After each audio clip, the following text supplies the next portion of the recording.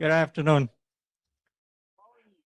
My name is Bob Baxter. I'm one of the councillors for Marten Falls First Nations, and I'm honored to be here. And I've been asked to do the opening prayer for this session. And I'll start by saying that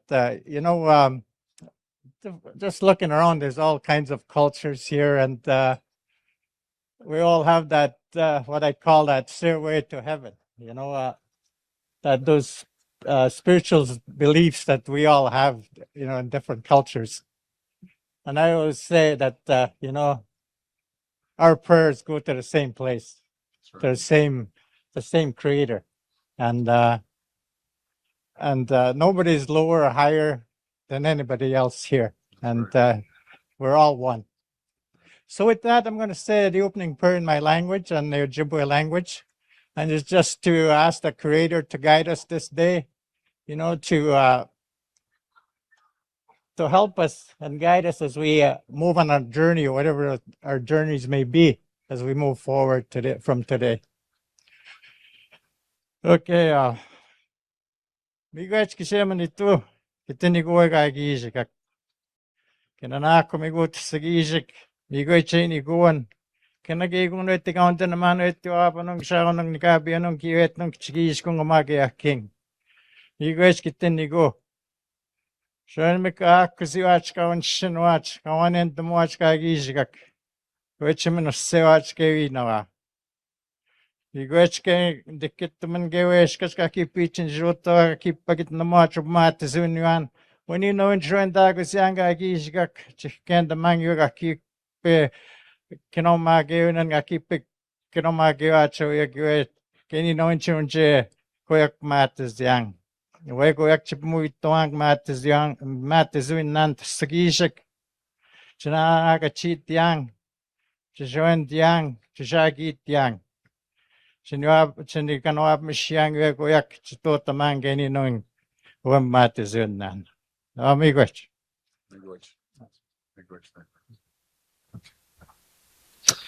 Well, good morning, everybody. And how about this Northern Ontario Mining Showcase and the Great Work Mine Connect? Thanks for having us. Marla, raise your hand. We appreciate your support today. Gosh, this is my 15th PDAC. And I remember Mayor Phil Vanette, who I know a lot of you folks would remember, the mayor of Red Lake. Red Lake was situated in the Kenora riding at the time that I was the federal MP for. And he said to me, Greg, it would be great as an upstart MP if you could come to PDAC. And it would be awesome if you could bring some of your colleagues. We don't see a lot of provincial and federal politicians here. PDAC at the time had an extraordinary team, as it does today. And in 4 short years, it culminated in a visit by the Prime Minister of Canada, then Stephen Harper, and subsequently other prime ministers and premiers have been here with First Nations leaders, appreciating all the work that you folks do here. It was no surprise to the municipal leaders. They had always attended that special luncheon and knew the importance of this industry, mining and mining service and supply, to their communities. And raising that awareness today is going to go to another level. Folks, we've got a blockbuster announcement to make here today. And I'm joined by some very special colleagues, Chief Achneepineskum, I'm sorry, I practiced that, so Chief Bruce, and Chief Whitehead. I've got my cabinet colleagues here who will be speaking shortly, and of course, the Premier, whose leadership throughout has brought us to this place today with a clear vision of what the future in the Ring of Fire region could look like. Just very briefly, folks, over the past year and a couple of months, we have put together the building blocks, shared prosperity agreements with First Nations. We've supported and worked with First Nations, 2 of the leaders here today, as they completed their environmental assessments. And we entered into community partnership agreements, which set a new standard for partnerships and leadership to build out the legacy infrastructure to properly support and align with the community priorities of the First Nations and, of course, developing the Ring of Fire responsibly.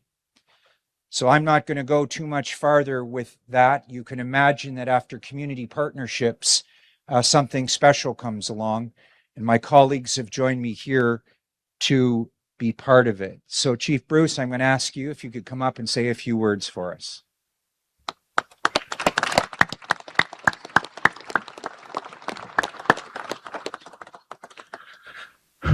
Bonjour, miigwech na kumakanak, icho kumakanak. In adamekte ke nene des nekas mustutem.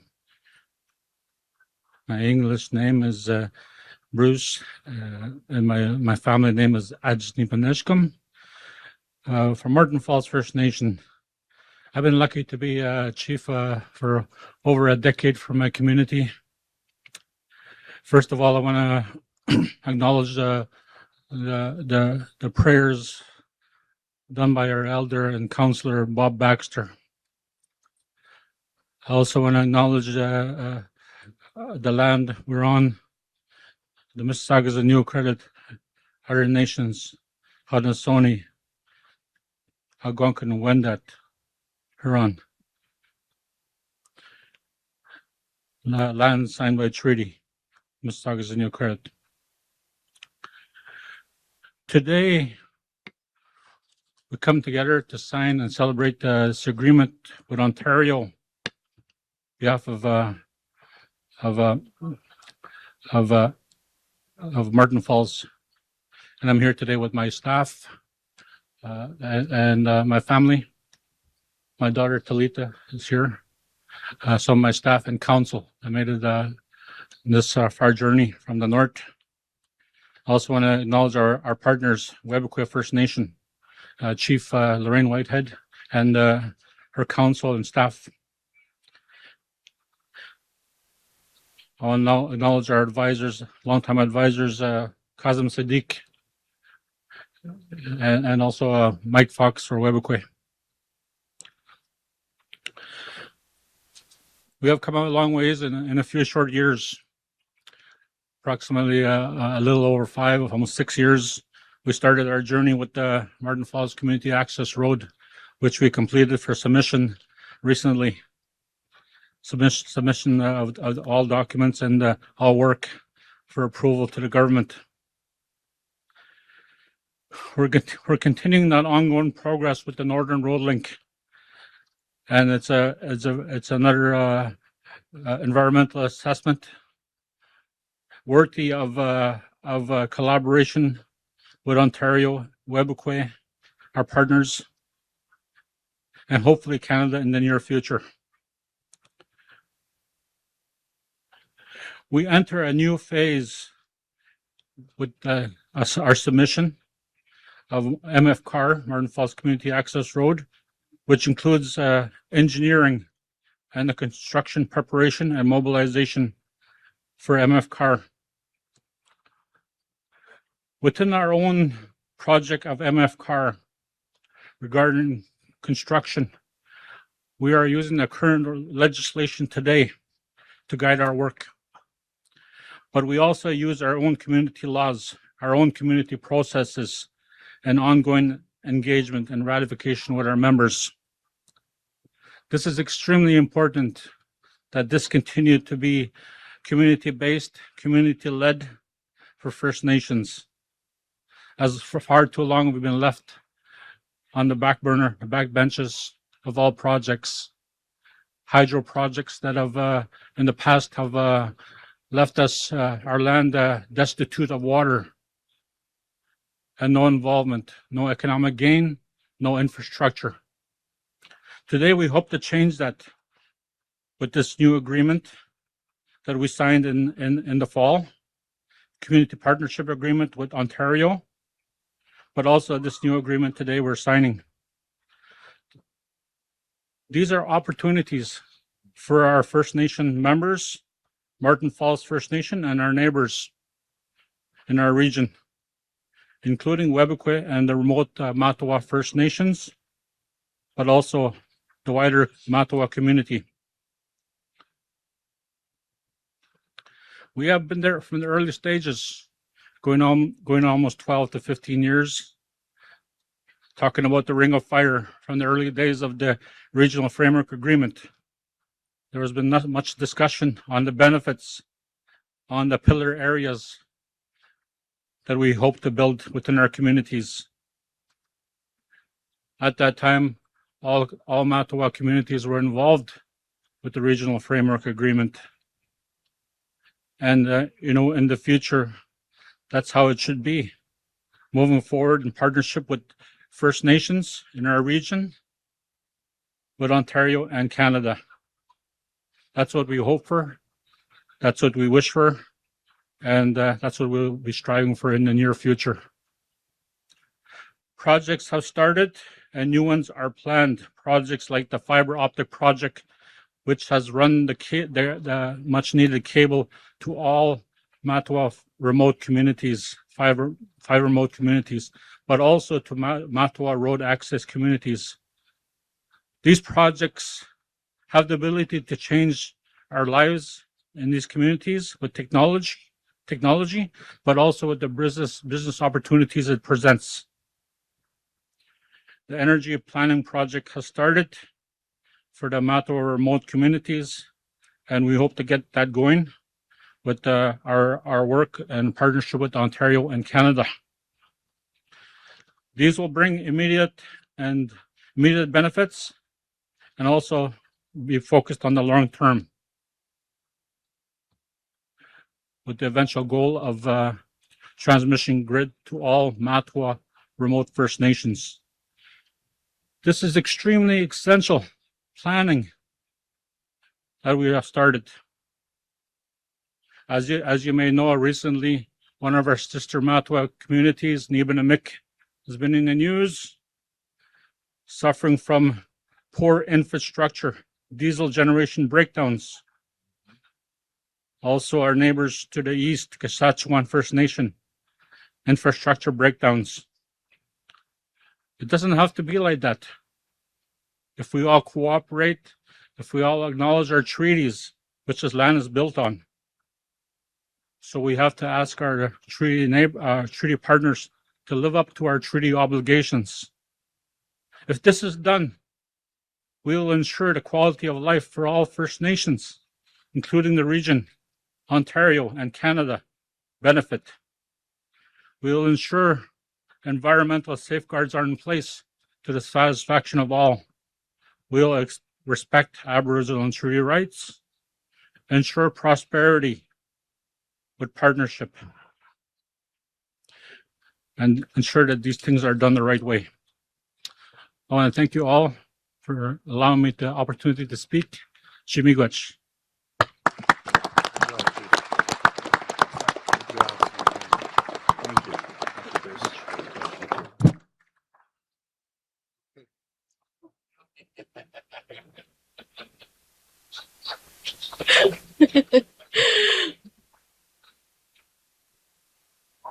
Good morning. Wajia. I am sure all of you are anxious to see the new face. Here I am.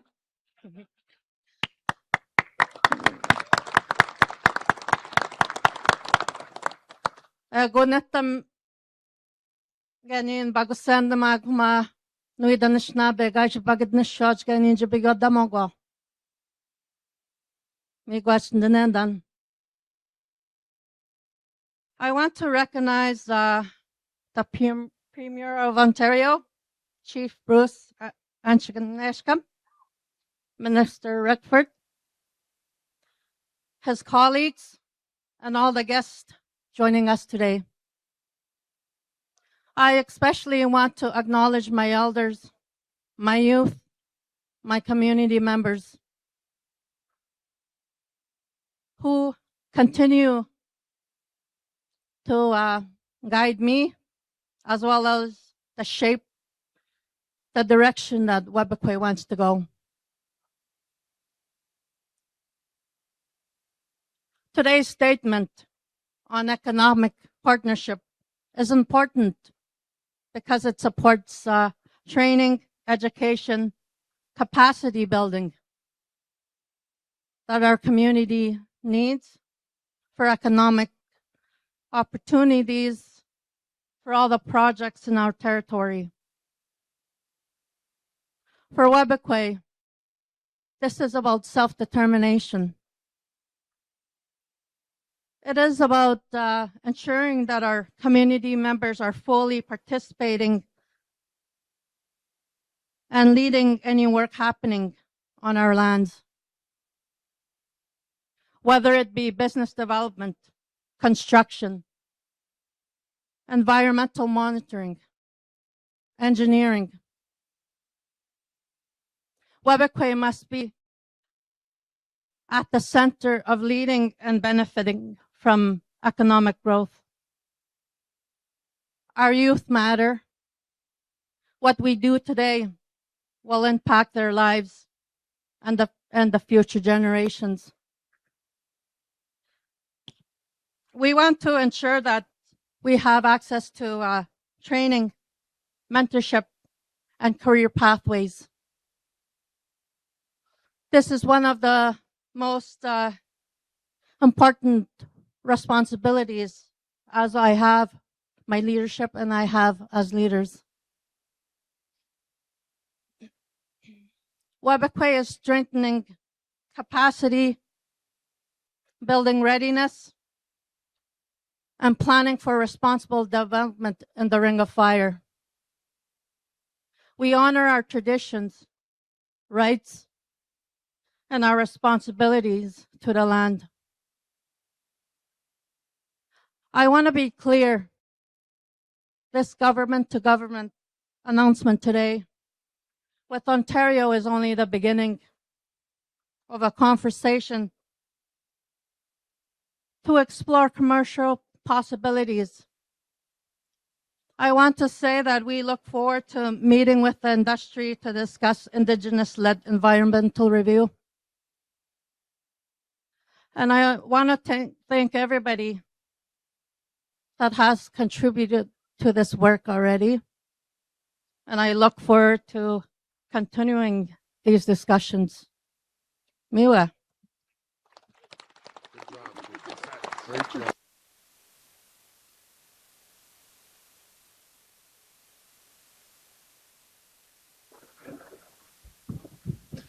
Good morning, everyone, and thank you, Chief, for that kind introduction. It's great to be here alongside Premier Ford, Minister Rickford, Minister Lecce, as well as Councillor Baxter, and many of our leaders here in the mining industry and sector, and people from across the world. It's been incredible to see how many people have actually joined us from different parts of the world to be here today as well.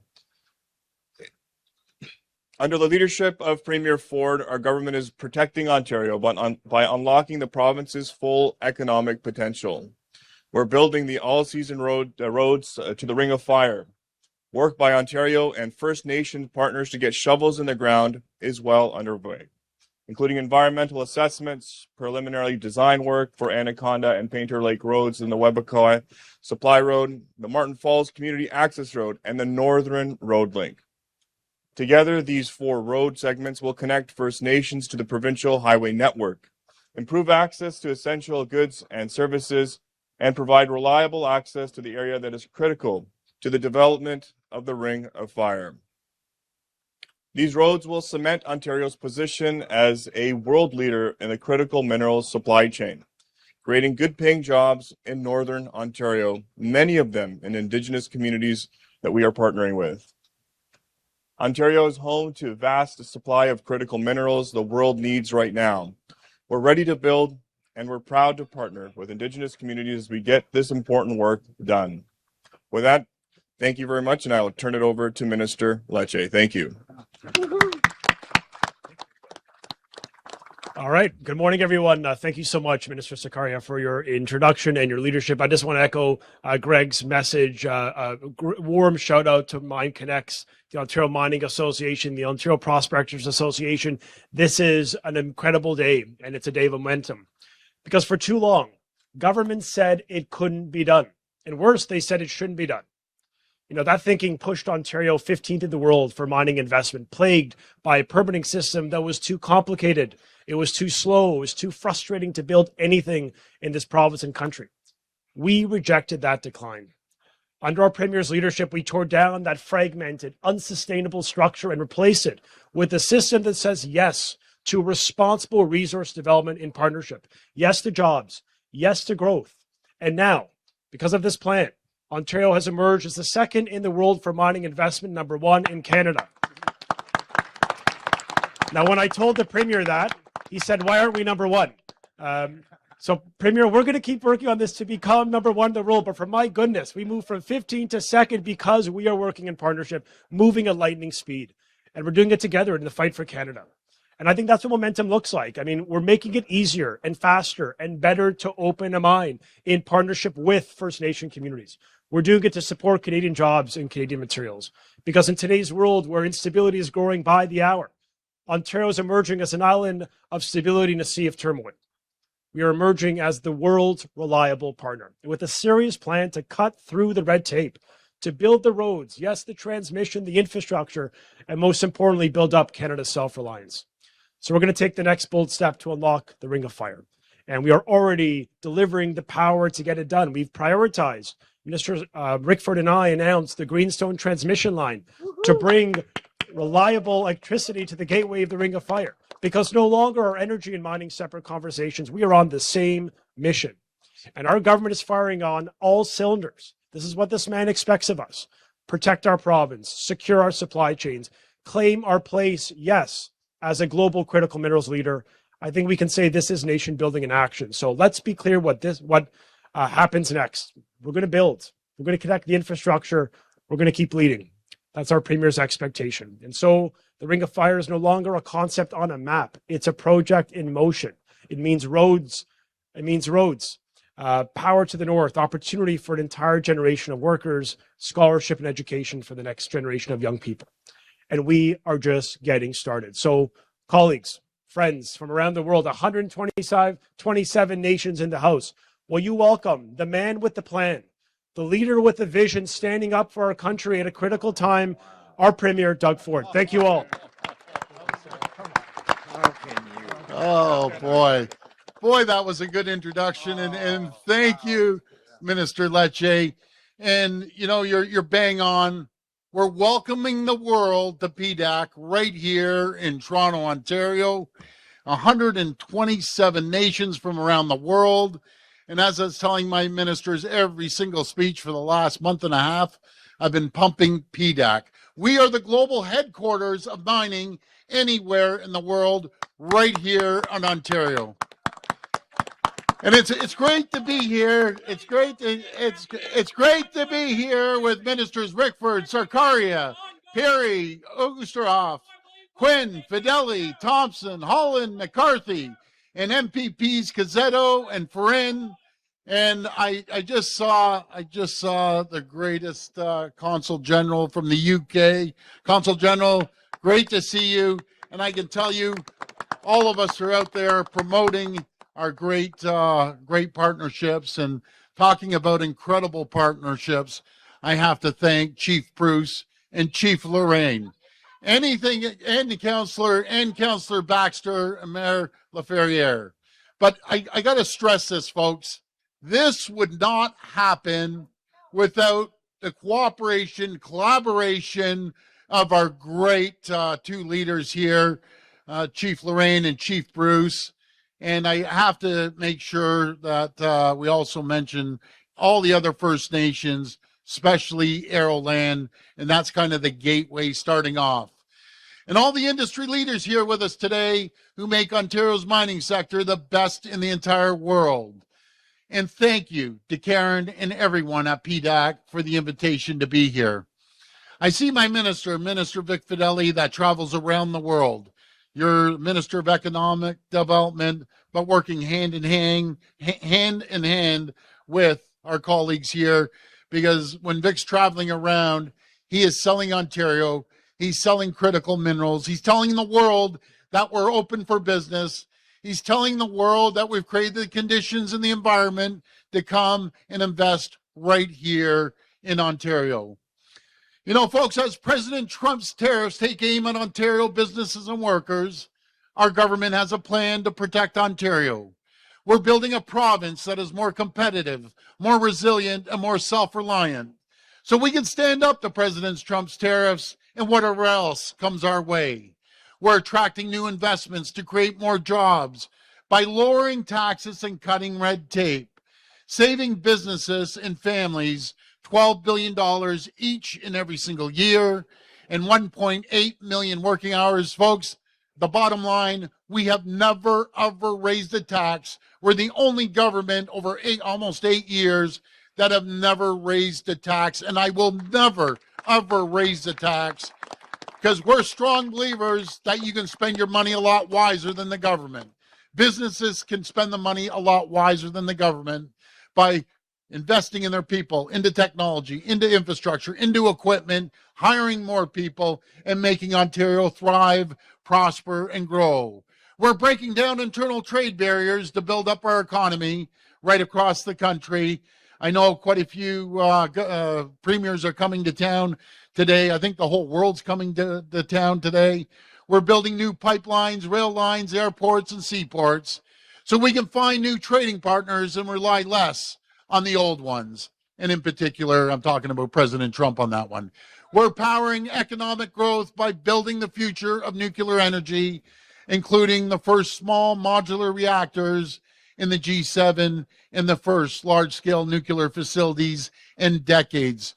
We're leading the world in critical minerals. We're leading the world in energy and nuclear. And folks, we're going to lead the world in every single category. And you're right, Minister, where's Minister Lecce? You're right. The first thing out of my mouth when he said we jumped from 15 to number 2, I said, who's number 1? And he said, Nevada's number 1. But here's an example of what we're up against, folks. Why I always say faster, quicker, immediate?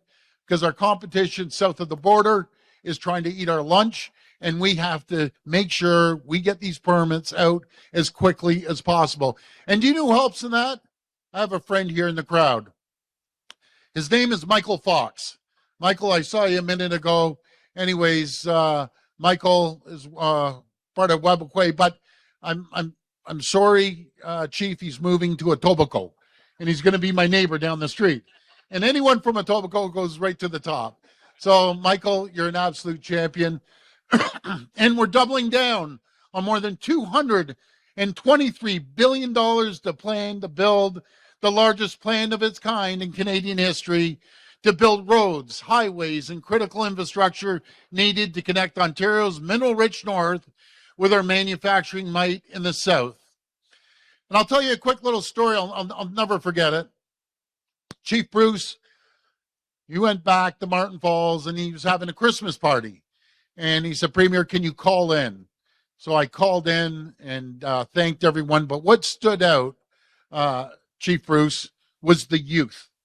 The youth that were so happy that we're building a road, that they have an opportunity, not just to stay within the community, always support the community, but have other opportunities right around Ontario, bringing opportunities as simple as a community center, a new hockey arena, or learning a trade or a skill, bringing healthcare to the community, having access, flying access, building new airports, no matter if it's up in Webequie or Marten Falls or Aeroland, right across Ontario, until everyone has access to come and go. And we couldn't, I'm going to say it again, we could not do this without your leadership. And Chief Lorraine, she was newly elected, and I have all the confidence in the world in you, Chief, and your whole team. When it comes to our plan to protect Ontario, the front lines in our fight to build more competitive economy are found on mining sites across Ontario. Ontario's mining sector contributes more than $14 billion to our province's economy, supporting over 75,000 good-paying jobs. From electric vehicles to advanced manufacturing to artificial intelligence and military technology. Mining sector is critical to Ontario and Canada's economic future. Together, we're realizing its full potential. We're investing $500 million, $500 million, to create the Critical Minerals Processing Fund and strengthen Made in Ontario critical mineral supply chains. We've launched the One Project, One Process to cut government approval timelines for new mining projects in half.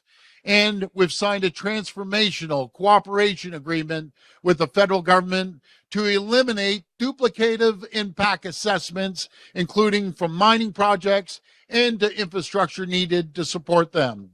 By cutting red tape and streamlining approvals, Ontario has created the stability, transparency, the predictability that global investors are looking for right here today. The world is noticing. Last week, the Fraser Institute ranked Ontario as the most attractive jurisdiction in Canada for mining investment. In fact, and again, thanks to our friends in the First Nations, they made that happen. In fact, Ontario ranks second in the world, only behind Nevada. Folks, we will be number one in the world the next time they take this survey out there, and we will be leading the world. We'll be blazing a new trail for every person in Ontario. I'm enormously proud of our team for the accomplishments and our partners who helped make this happen. As sure as I'm standing here, we won't stop working until we're number one, because there's so much promise in realizing the economic potential of Ontario's mining sector, and nothing's more promising than the Ring of Fire, a once-in-a-generation opportunity to create more than 70,000 jobs, make Ontario a critical mineral superpower, and add $22 billion to our province's economy. With President Trump's tariffs causing so much uncertainty, we don't have a second to waste. It's why today our government is releasing an accelerated schedule to finish construction and start opening the roads to the Ring of Fire in 2030, 5 full years ahead of schedule, with construction set to begin this June. Folks, I'm not happy with the 5 years. Let's even accelerate it more. The quicker we do it, the more opportunities that come and more economic development for our friends in the First Nations and everyone else in the province. I want to be clear, this accelerated schedule is a baseline. We won't rest until we've taken every single last day, every second, every week and month out of the plan to open these roads as quickly as we can. Seizing this opportunity would not be possible without our Indigenous partners that I've mentioned many, many times, but I'll continue to mention them every single time I get in front of a microphone, because again, this would not happen without your support, and we'll never forget that. Which is why today I'm thrilled to announce the signing of a new joint statement of economic partnership with Marten Falls, Webequie First Nations, including equity opportunities through the Indigenous Opportunities Financing Program to support the building and operation of an aerodrome. And I said an aerodrome when they said that to me. It's a runway. And so they're using these fancy words. They're building a new airport. So anyways, accommodations and aggregate businesses. Our agreement also includes $2.5 million of investment to support local economic activities and ensure both communities get the training and the support they need to benefit from this historic opportunities in the Ring of Fire. I saw pictures of excavators up there, up in Webequie, you know, those big green excavators. I can't name the name, but I told those folks, by the way, you aren't getting those back. Leave them up there because we're going to be building nonstop. I want to thank Chief Bruce, Chief Lorraine, and Councillor Baxter, Michael Fox, and the whole team here and their leadership, helping us reach these agreements to lay the foundation for lasting prosperity for their communities and across Ontario. Friends, we're at a turning point for Ontario's mining sector. Working together, we're going to unleash the full and awesome potential of our mining sector. We're going to create hundreds of thousands of new jobs, high-paying jobs. We're going to add hundreds of billions of dollars to our economy. Working together, we're going to make Ontario the most competitive, most resilient, and the most self-reliant economy in the entire G7. I want to thank everyone. It's a record crowd, they told me. Thank you, and may God bless the people of Ontario. Thank you so much. My voice was going on. Somebody signing now? Or somebody somebody here that's leading that.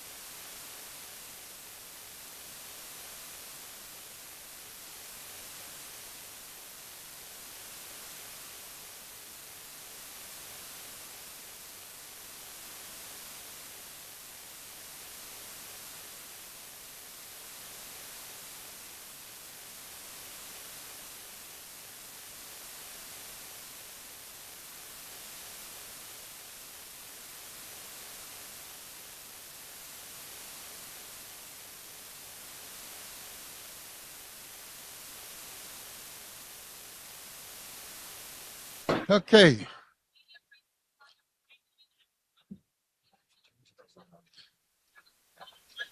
On follow-up, please state your name and your outlet before your question. Premier Ford, good morning. Sean Jefford, CBC News. Good morning, Sean. Premier, I wanted to ask you about the announcement today and the accelerated timelines. This is a project that's been in the works for decades, a lot of fits and starts. Why are you confident that what you are announcing today and these timelines will be met when they haven't been before? Well, thank you so much. The reason it hasn't been before, because there was previous governments that had no interest. They called the North a wasteland. We don't believe the North is a wasteland. We have incredible partners here with First Nations, and we're continuing to build that. It's going to be led by the First Nations, and we're going to be there to support them, and that's the difference. We've built up relationships, and it's all about building relationships. It's about building trust, and no matter if it's Chief Bruce or Michael Fox and Chief Lorraine have asked, when you bring them over to your home and you break bread and you talk to them and you talk to their communities, that's the difference. We work together, but again, being led by First Nations. And that's how you get things done. And we want to accelerate the roads up there, because it doesn't just bring mining, it brings opportunities for their young people. And that's what we want.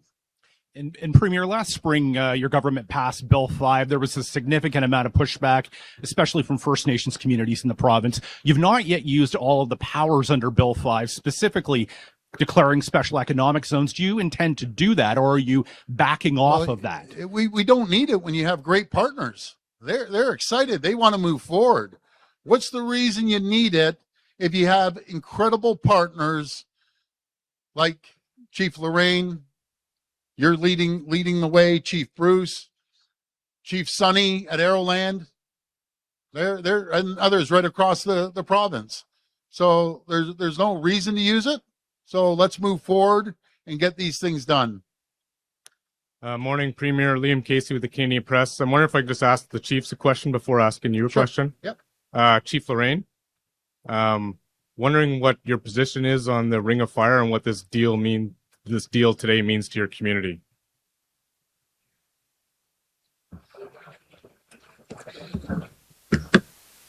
As Webequie's chief, I represent the community, and I will continue to listen to them and their interests and concerns. Thank you. Chief Bruce, I'm wondering what this deal today means for Marten Falls. Hello, Miigwech, for the question. In short, it means a future for our youth, where they've been in the past subject to very poor policies on education. Today our youth still feel that today, so we need to give our youth a chance to be equal partners also, to move forward in this area where there's development, training, opportunities available, and the future jobs. So it means a great deal for our youth and our members also, in the face of oncoming development in our area. We've always said we want to take the lead in those opportunities, and we are. And this is just one area that we're taking the lead on. And, it's going to be successful for us if we work in partnership with Ontario and Canada. Miigwech. Thank you. And Premier, just following up on Sean's question, do you have any plans to designate any special economic zones in the rest of the province if you're not looking at the Ring of Fire? Well, led by the First Nations. They want economic prosperity. If you heard what just Chief Bruce said, his youth want hope. They're seeing hope now. They're seeing hope when it comes to education. They're seeing hope that they can find a skilled trade or get educated. Doesn't matter if it's you're an engineer or if you're a lawyer or you're an entrepreneur. And there's going to be opportunities within the community to be true entrepreneurs. There's going to be thousands of people that are going to need items and other areas, no matter if it's even a hotel going up there. So we want to make sure that we work with them. And do you know what they want to? They want the same opportunities as people here, students here in the GTA. Maybe one night they might want to go to the community center. Well, it should be the best community center in Ontario. Maybe they want to go play hockey. It has to be the best hockey arena. But the foundation of everything with our First Nations in Ontario is one thing, is the economy. Without the economy, nothing happens here.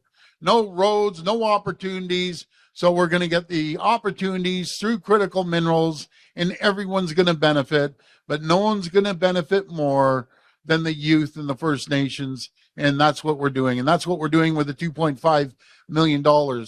Give me an opportunity to train and have a good paying job to take care of their families, their future families. So that's what this is all about. Premier, on another subject, we're here in the Metro Toronto Convention Center, which opened when Bill Davis was Premier. It's 42 years old. Yeah. You were saying last week that it's not fit for purpose anymore. Where will the new convention center be? Will it be here and you'll renovate, or you want to start fresh somewhere else? Yeah, no, Rob, great question. But when I get told by the convention center board that we rank one of the worst in the world for conventions, 24th out of 25, that's unacceptable. When you have a world-class province, world-class city, we're going to build a world-class convention center. And folks, when I was in the private sector, I think I hit every convention center in Canada, in the US as well. And smaller little cities are getting international conventions over us. That's stopping. We aren't going to have a convention center That goes up, that goes down, that goes up, that goes sideways. You cross the road. That's not a convention center. No wonder we're 24 to 25. We're going to build a world-class 2 million square foot state-of-the-art convention center. And we will go from last to first, just like the mining sector. And I can't wait to announce the location. And when I say world-class, it'll be unlike any other location in the entire world. Just like the Science Center in Ontario Place, people were when they saw the design.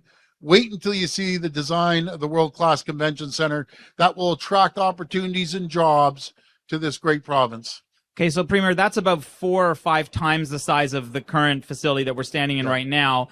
So therefore, it isn't going to be here because there just isn't the physical space. So it'll be so this will continue to operate while the other one is under construction. That is correct. And where will that other one be? In Toronto? Yes, it will. Just stay tuned, Rob, and we'll have that discussion in a little bit. We just have to get a few things signed. But the reason it has to be 2 million, we're losing so many conventions. Folks, I spent 20 years in Chicago, and they have a few million square feet at McCormick Center.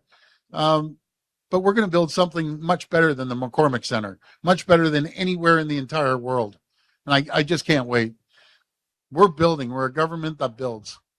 Premier Mark McAllister from City News. Back to this topic today.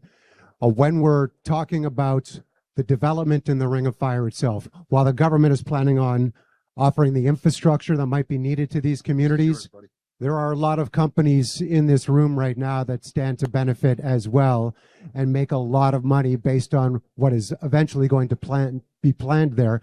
I'm curious how much of that ends up in the hands of these communities and what the government will be doing to help triage that. Well, isn't it great that there's going to be companies that actually make money, that are going to reinvest into their people, into the technology? But who's going to have massive opportunities over any company are the First Nations that are going to be leading this. They're going to be in partnership with these folks.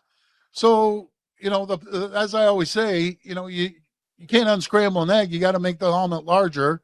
And with the First Nations, making sure that they lead the way, the opportunities. And I'm going to pass it over to Greg Rickford, my minister.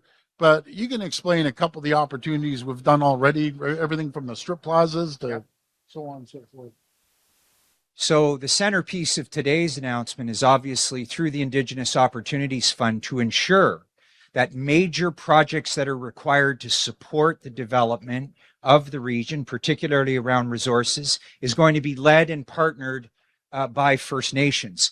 But that's not where the story ends. A couple of years ago, we started to put partnerships together through the Northern Ontario Heritage Fund, which my colleague Minister Peary leads now. We continue to be investing in partners with First Nations in and around Geraldton, Greenstone. They're very familiar with business opportunities. They're partners in the mining operations there and growing a profile in the service and supply sector. And in fact, as we speak, we're building a plaza right there at Highway 17 as it moves through Greenstone and up to Arrowland First Nations. And finally, and I don't want to steal your thunder, Minister, Lecce, but we recently announced a transmission line that the First Nations are the lead business partners in. So there's a lot of opportunity for these businesses that are here today. Many of them are already partners with the Government of Ontario through a number of our ministries. I think you're going to see very quickly that they understand as well as anybody that the future is to partner with First Nations communities, and we're going to provide the kind of access to capital that will fundamentally change how business gets done in Northern Ontario and in this special region. Appreciate that. Back to the Premier, if you would. Yeah. Just a couple of weeks ago, Premier, we found out that the $97 million that was allocated from the province to the World Cup was actually passed through to Toronto, but there's still some questions around what that $97 million is actually going to be used for, and if the province is going to be contributing any more above and beyond that to help make sure that the World Cup goes off without a hitch.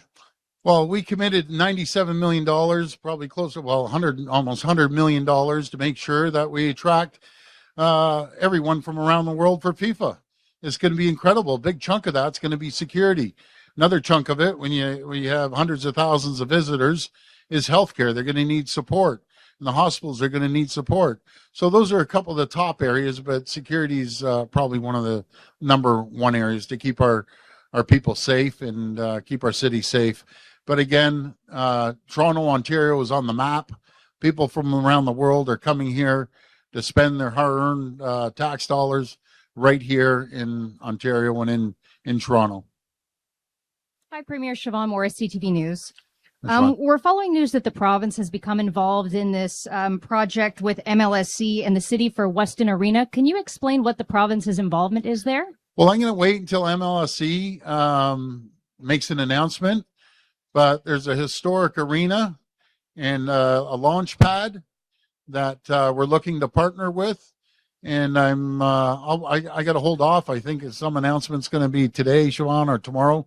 So I don't want to jump the gun, but it's going to be an incredible announcement for that community. I want to thank Mohammed Friend, Councillor Nunziata, Mayor Chow, and of course, Keith Pelly over at MLSC. Everyone's working collaboratively together. Another example, when you work together, folks, things get done. Do we do have a statement from MLSC thanking you and Councillor Nunziata? So I think the cat is out of the bag. Are you able to give any more specifics about whether it's funding or any other kind of support there? I just have to wait for that to get out there, and then I'll be able to make an announcement. But it's going to be a real positive announcement for that community that hasn't seen a lot of love over a number of years until a PC candidate just got elected, and that's Mohammed Farin. So he's done an incredible job and kind of geared it up through Michael Ford as well.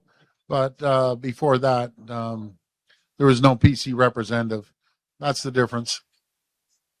Hello, I'm Blair McBride from the Northern Miner. My question is, so with this announcement today of the accelerated timeline for the road construction, can you comment on how this might accelerate the timeline for the actual mines and the Ring of Fire? Well, you want to take that? Go ahead. I think I'll share this answer with Minister Lecce, who's been doing some great work. Look, our responsibility was to ensure that First Nations, first and foremost, were meaningful and substantive partners in the legacy infrastructure that we're building in order to develop the resources in the Ring of Fire responsibly. Those community partnership agreements reflect the priorities of the leaders from those communities. There are other partnership agreements in progress, but they all put the fundamental pieces together so that we can have a kind of region that can be developed responsibly with a minimum environmental footprint, but is led in every way, shape, or form in full partnerships with First Nations. And I'm going to turn it over to Minister Lecce to talk about the signals that he has about how the work we're doing is going to benefit that opportunity. So today's announcement fundamentally is about accelerating the timeline on the build 5 years ahead of schedule and getting shovels in the ground this spring. An achievement that I think Canadians who are concerned about our economic prospects and sovereignty can feel confident that their government, in partnership with First Nations and communities, are working around the clock to build the economy. And part of that is the realization that we have created the conditions. We have reduced the permit timelines. We built the infrastructure, the transmission, the generation of power. In every metric, an earlier question was, what's changed? We have a plan to build a transmission line to the gateway of the Ring of Fire in Greenstone. We have a plan to build the roads ahead of schedule. We have a plan that has already reduced the permit timelines for large-scale investors within the Ring of Fire and across the province of Ontario. Broadband, environmental assessments complete. We are demonstrating to the world who's listening today at the world's largest mining conference that this province is now open for business. No longer is this a pipe dream. This is literally the infrastructure, the vision that's coming to life as we speak. And I think that's the fundamental game changer, that we're building the infrastructure to get to yes. And I believe, I will not speak for the companies and the investors in the region, but we've now made it much easier to get to yes, to deliver a permit and to start to see extraction. We would only do so in partnership with the First Nation, but all the infrastructure and all the signals is that we're moving towards that end.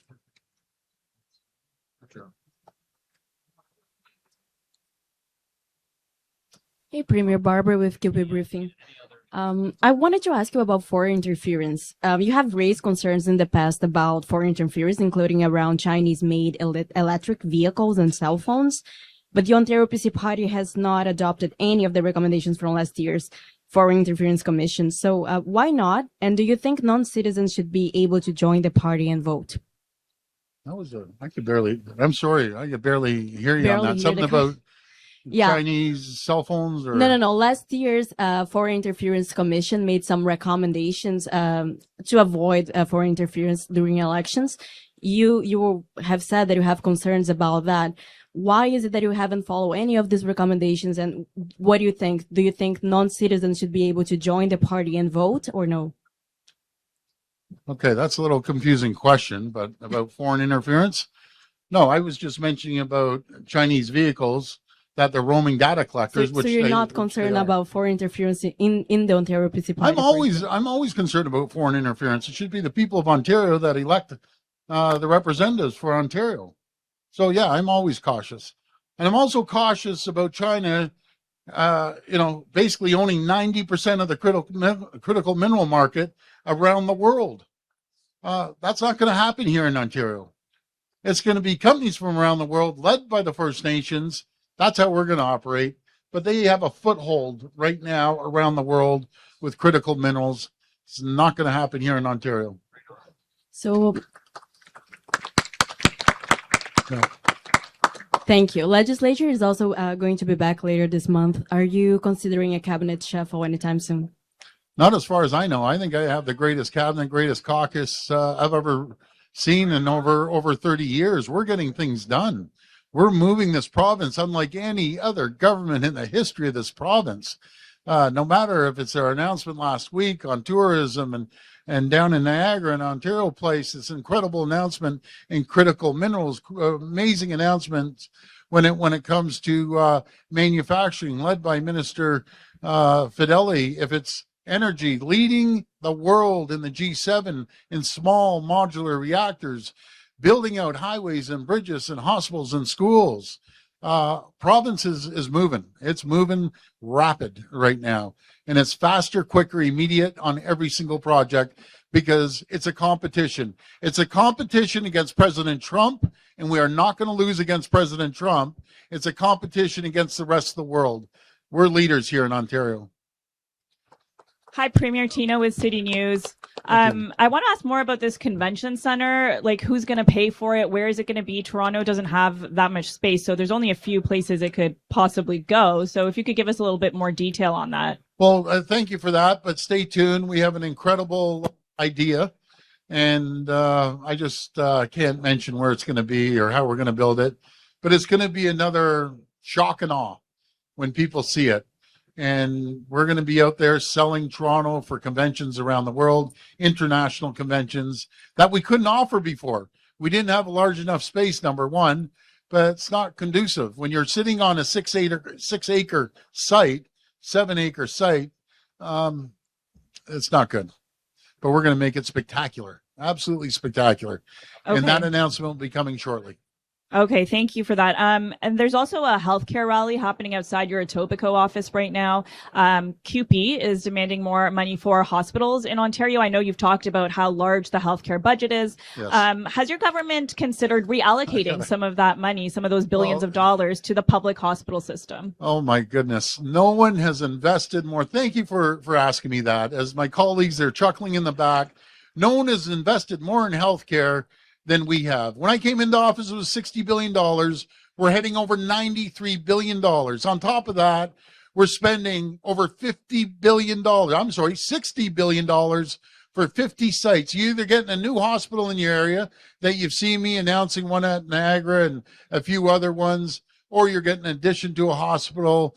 We're the first government, and I can't remember in decades, that are actually building medical schools, adding more medical seats. We're paying for the education, the doctor's education, first ever in Ontario. If they go to medical school, we're paying for it. We're supporting the Learn and Stay program with nurses. We've attracted over 20,000 doctors since we've been in office, 100,000 nurses, And there's 30,000 nursing students right now in our colleges and universities. We're building out long-term care.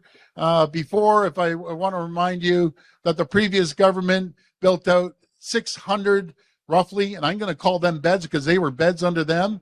But now we're going to build out 56,000 homes for our seniors. These are staggering numbers. We're halfway there with over 26,000. We're training over 26,000 PSWs as well. So we're pouring money into healthcare, as well as leading the charge. My great Deputy Premier and Minister of Health, Sylvia Jones. We're connecting people to doctors. We're spending $4.2 billion with Jane Philpott leading the way with our minister. So the story is incredible. Do you know what we don't do? We don't promote what we're doing in healthcare. Our government has to do a better job to inform the people, because every person I talk to, once you get in the system, you're golden. So we have to make sure we get people into the system even faster. And that's a fraction of what I'm telling you about healthcare. But thank you for that. Hi, Premier Fatma Sayed with the Narwhal. Being here at PDAC and focused on mining development, I'd like to ask you about 1P1P. Crawford Nickel was recently designated as a 1P1P project and a federal major project. What does a project that's fast-tracked by both levels of government look like in real practical terms? What does that mean? I'll hand that over to Minister Lecce. So that project, just to contextualize, we're talking about the Western world's largest nickel deposit that we have here in the ground. And we have a project proponent working with First Nations who are absolutely determined to repatriate the jobs of that nickel supply. Remember, the Premier said the Chinese dominate in critical mineral processing. Europe, Canada, the US, 90% of our rares are coming from that country. If any one of you here who believes in democracy and ethical resources and environmental standards and labor standards, if you care about the supply chains, then you will double down on Canada today. And that's the Premier's message. We are your reliable partner, unapologetic in defending those ethics that underpin our resources. And so when we have a federal government agreeing to accelerate, provincial government agreeing to accelerate, what it demonstrates to investors is we can, one project, one sense of permitting approvals to move it along. Crawford, just for context of its economic value to the country, roughly is a $70 billion gain over the life of that mine for Canada. And that's exactly how we build our self-reliance, getting these projects open as soon as possible. And follow up, are the federal government and the provincial government talking about overlapping on fast-tracking other projects? We're looking at every single project. Nothing drives me crazier more than government. And when we duplicate processes, you know, you have a municipality doing one process, then you do the province, another process, then you have the federal government, another process. That's unacceptable. One process, one project, one permit. That's what we need to do on everything that we're doing. Get government out of the way, make sure they're there to support, but not hinder and put barriers in front of the private sector. So we're knocking down every barrier we can to accelerate getting permits out there, no matter what sector it is. Hi, Kate Helmore, Globe and Mail. Has Ottawa committed to helping fund the cost of the road network to the Ring of Fire? Well, we haven't had an official signing yet, but I'm very, very confident that they're going to be there with us. Around when are you expecting to officially Well, sign? hopefully sooner than later. I heard that the Prime Minister just signed a great agreement, or is going to sign a great agreement with India. He's out there selling Canada. Vic Fideli and all of us are out selling Ontario. We're working collaboratively with them, but we're all working our backs off, to be very frank. Are we We're gonna talking continue weeks working. or months? What? Well, we're going to get it as quickly as possible, hopefully over the next month or so. But the commitment's there. Hi, Premier. Steve Cornwell here from the Trillium. Hi, Steve. Perhaps a question for the Marten Falls and Webequie chiefs. I understand there's been a lot of discussion today about some of the economic positives of developing the Ring of Fire, but I know some First Nations around the area have communicated some concerns about some of the potential social issues or challenges that may arise if there is kind of a mining boom in more remote communities. Can you kind of tell me if you share some of those concerns, if you've had any discussions with the province or the feds about ways to kind of mitigate any kind of social issues that could arise from kind of a boom of workers coming to the area?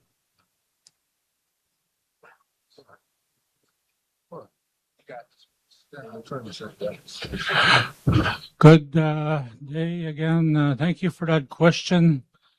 As you know, Marten Falls is a proponent for our all-weather road, our MF car. So, you know, we have a project team that takes the lead on the environmental assessment. And also Northern Road Link, we're partners with Webequie First Nation on the Northern Road Link proponency. So that isn't just you know, we actually do the work. You know, we have project team members, community members that lead the way in those project teams. So we've been doing that work for 6+ years now. Also continuing on with the Northern Road Link on that development. And it's the way that we want to continue doing business with Ontario and hopefully Canada soon. That, you know, we need to have that partnership at the table for First Nations, and that's our position. You know, far too long, as I stated, First Nations were on the back benches of development. We don't support that. I think going back as far as the Kathleen Wynne days, so she was premier. She set up the regional framework agreement with 9 First Nation Matawa communities. We were all involved. We sat there for 5 years, 6 years, maybe longer, you know, talking on ways to move our pillars, those areas that are crucial to our community, infrastructure, environment, the economy, and so forth. Those key pillar areas that we need to move forward and improve the quality of life for our communities. We were all there. So only Marten Falls and Webequie chose to move forward, and also at Airland, move forward and take up these opportunities. We can't wait. Our young can't wait. Our youth can wait. Our members can't wait. We can't continue to live on in poverty and OW. 80% of our people are on OW back home. So that's unacceptable. You know, we need to move forward, take the lead in developing our lands, and that's what we're doing. Miigwech. Perhaps I could put the question to Minister Rickford as well.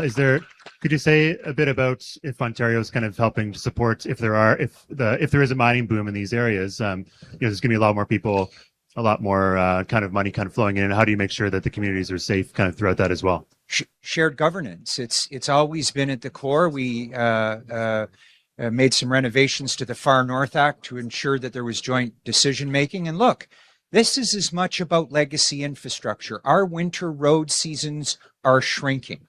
And without exception, communities in the far north, in Nan Territory, are all coming to us asking for the kinds of roads that these, under the leadership of these chiefs and others, understand. The transmission line only recently addressed the fact that a number of communities in Geraldton, which is in Northern Ontario, but the southern part of Northern Ontario, have reliable electricity. They are no longer on diesel or a fragile line. These communities are still on diesel. They deserve it. They want it. Transportation of goods and services, better infrastructure.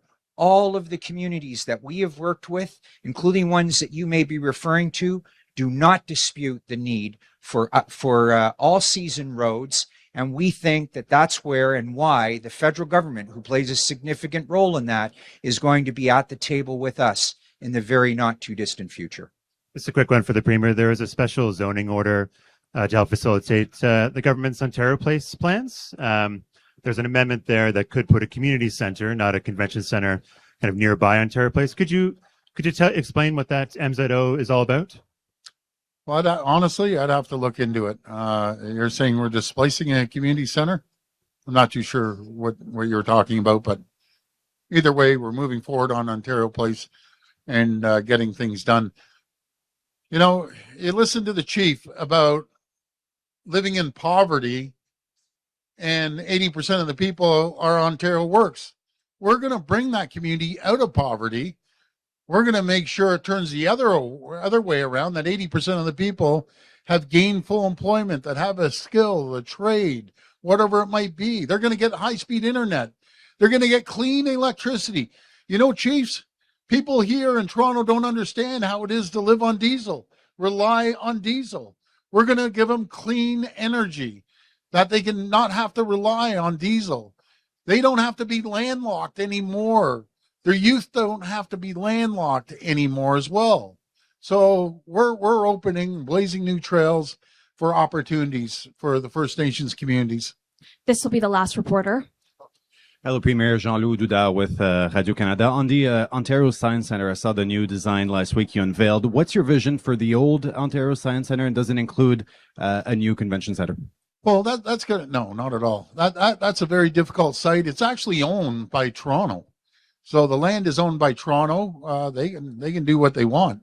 But if I were them, it's right on the main transit line. Start building attainable homes. That's what I would do. But isn't that design unbelievable? It's just spectacular. And the convention center is going to be exactly the same. And we have a few other announcements moving forward.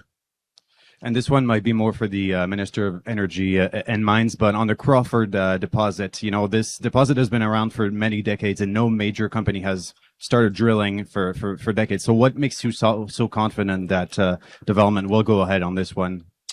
Because up until our government came in, we were the second slowest permitting jurisdiction in the entire industrialized world. We just put that into context. Investors are around us. If the flow of capital will ultimately go to the path of least resistance, if we are so inconsistent and lack predictability on the permitting timelines, why would any government or rather business invest in this province? Look at the metrics. We went from the second slowest in the OECD to one of the very fastest in the G7 because we have transformed permitting in Ontario, relentless in the pursuit to cut it by at least 50%, a 24-month turnaround time as our benchmark average. The European Union, post-President Trump, is at 27 months. We are faster, more nimble, and we have put the resources in place to get to yes. Also, many of the former considerations is that we didn't have the power in the north. We didn't have the transmission. We didn't have the generation. There are chiefs with us right here who are leading net new hydro for the first time in Ontario in a decade because Ontario's integrated energy plan secures net new power for the north. They have an 81% demand forecast. That's higher than Southern Ontario. So we're building transmission.